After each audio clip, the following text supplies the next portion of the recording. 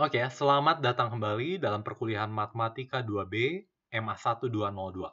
Jadi, sebelumnya kita sudah mempelajari bagaimana cara mencari solusi. Bagaimana cara mencari solusi untuk kalau saya punya jumlah persamaan dan jumlah variabel itunya sama. Dalam hal ini saya mencari ketika saya mempunyai satu buah solusi. Nah, sekarang bagaimana saya menggunakan operasi baris elementer tadi, eliminasi Gauss ini, untuk saya bisa melihat apakah SPL ini konsisten atau tidak konsisten. Jadi, operasi baris elementer ini, eliminasi Gauss atau Gauss-Jordan ini, kalau eliminasi Gauss itu untuk matriks yang menyerupai segitiga atas, kalau Gauss-Jordan itu matriks yang menyerupai identitas. Kira-kira seperti itu ya. Nah, sekarang saya mau melihat, jadi eliminasi Gauss atau Gauss-Jordan ini sangat powerful sekali untuk dia melihat bukan saja untuk mencari solusi, tapi juga untuk melihat apakah sebuah SPL ini tidak konsisten atau konsisten. Contohnya adalah seperti ini, oke ya. Misalnya saya punya ini, matriks yang diperluasnya adalah seperti ini, saya bisa melakukan operasi baris elementer, ini jangan lupa ya, ini tidak ada, seharusnya mungkin B3 ditambah 2 B1 saja ya. Dengan cara yang sama, ini adalah B3 minus B2 saja, dengan asumsi bahwa selalu ditaruh di yang pertama. Oke ya, saya dapatkan seperti ini. Apa yang bisa saya baca di sini? Apa yang saya bisa baca di sini? Ini adalah 0, 0, 0, 1. Artinya apa? Kalau ini adalah X1, X2, X3, artinya 0 kali X1 ditambah 0 kali X2 ditambah 0 kali X3, 91. Apakah ada nilai X1, X2, X3? Kalau masing-masing kamu kalikan 0, saya jumlahkan hasilnya 1. Tentunya tidak ada. Artinya, tidak ada nilai yang memenuhi persamaan ketiga. Artinya, kamu tidak mempunyai solusi. Artinya, SPL-nya tidak konsisten. Oke ya, bagus sekali ya. Nah, bagaimana kalau saya punya SPL-nya itu punya tak hingga banyaknya jawab? Juga bisa, juga bisa. Nah, ini contohnya yang dengan banyaknya solusi. Saya melakukan ini sama, saya lakukan operasi baris elementer. Jangan lupa, hati-hati, ini menjadi B3 minus B1, ini adalah B3 minus B2. Saya hasilkan seperti ini. Ini artinya apa? Ini artinya apa? X1 ditambah X3 sama dengan 2, X2 ditambah X3 sama dengan 3. Oke ya. Kalau kamu lihat sebelumnya ini adalah persamaan garis, mencari titik potong persamaan garis. Tentunya di dimensi yang lebih tinggi, ini adalah persamaan bidang. Persamaan bidang. Kau bayangkan. Saya punya 2 buah bidang. Jadi sebenarnya ini itu bukan 3 buah bidang. Setelah saya lakukan eliminasi Gauss, saya tak tahu terakhir bahwa ternyata sebenarnya ini bukan 3 buah bidang. Ini hanya penipuan. Dengan menggunakan eliminasi Gauss, saya bisa membuka penipuan itu, sehingga saya tahu sebenarnya ternyata dia hanya 2 bidang. Bagaimana kamu bisa mencari perpotongan antara 2 bidang? Berapa banyak titik yang ada di perpotongan 2 buah bidang? Oke ya, jawabannya tak hingga banyaknya. Bisa perpotongannya berbentuk garis, atau perpotongannya adalah semua bidang kalau ternyata bidangnya itu adalah sama. Tapi di sini bidangnya nggak sama ya. Ini bidang yang berbeda. Karena bidang yang berbeda artinya perpotongannya adalah sebuah garis. Perpotongannya adalah sebuah garis. Nah, persamaan terakhir dari hasil eliminasi Gauss memberikan 0x3 sama dengan 0. Oke. Oke ya. Jadi untuk mencari solusi di sini, bagaimana untuk mencari solusinya?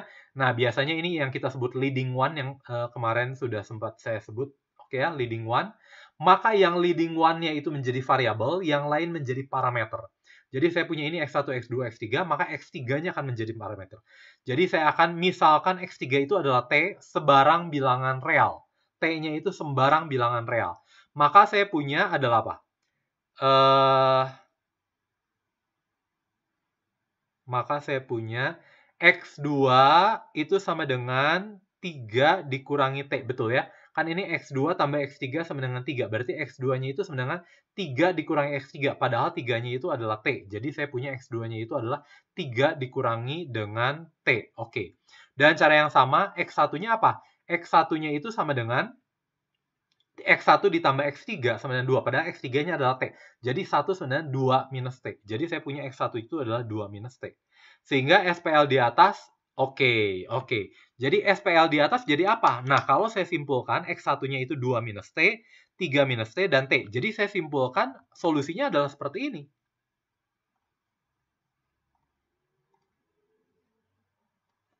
Tadi apa? X1-nya adalah 2 minus T. Ini adalah X1, X2, X3. Ini adalah apa? Maaf, sekali lagi ya. Sekali lagi. Jadi saya punya X1, X2, X3. Dengan X1-nya adalah apa? X1-nya adalah 2 minus T. X3-nya adalah apa? X3-nya tentunya, X2-nya adalah 3 minus T. X3-nya tentunya adalah T. Oke ya, tentunya saya bisa tuliskan. Jadi ini T-nya itu adalah sembarang bilangan real. Jadi semua ketika T-nya boleh saya pilih 0. Kalau T-nya saya pilih 0, maka X1, X2, X3 menjadi apa? 2, 3, 0. Kita cek apakah dia memenuhi solusi ini. 2, 3, 0. 2, 3, 0. Betul 2. 2, 3, 0. Yes, 3. 2, 3, 0. Yes, 5. Ini ada tambah ya, maaf ini tambah. Jadi dia memenuhi. Kalau saya ambil T-nya sekarang sama dengan 1. Jadi X-nya 1-nya 91, X2-nya 92, dan X3-nya 91. 1, 2, 1. 1, 2, 1. Yes, 2. 1, 2, 1. Yes. 1, 2, 3, tambah 1, 2, 5. Betul. Jadi dia merupakan solusi. Pertanyaannya berapa banyak solusi? Bergantung bilangan real yang kamu pilih. Tentunya T-nya dari ini bilangan real. Boleh kamu pilih akar 2, T-nya boleh kamu pilih pi. Harus memenuhi, gitu ya. Jadi pada akhirnya saya punya SPL ini mempunyai banyak solusi, bergantung dari berapa banyak bilangan real yang kamu punya. Tergantung dari berapa banyak bilangan real yang kamu punya. Nanti pada akhirnya untuk menentukan dia SPL-nya itu mempunyai banyak solusi atau tidak, tinggal kamu lihat. Kalau saya punya 3 variabel, apakah setelah saya melakukan eliminasi Gauss atau eliminasi Gauss-Jordan, kamu mempunyai persamaannya itu lebih kecil dari banyaknya variabel? Kalau persamaannya seperti ini nih, persamaannya jadi lebih sedikit daripada jumlah variabelnya, maka pasti kamu mempunyai tak hingga banyaknya solusi. Tak hingga banyaknya solusi. Oke ya. Dan ini juga nanti bisa kamu lihat untuk SPL tidak harus ukuran banyaknya persamaan tidak harus sama dengan banyaknya variabel. Nah, ini nanti kita akan coba lihat di kelas juga ya. Nah, selanjutnya adalah matrix inverse. Kita akan bicara tentang matrix inverse. Oke, saya pikir sampai sini dulu. Nanti pada sesi berikutnya kita akan bicara tentang matrix inverse. Oke, terima kasih.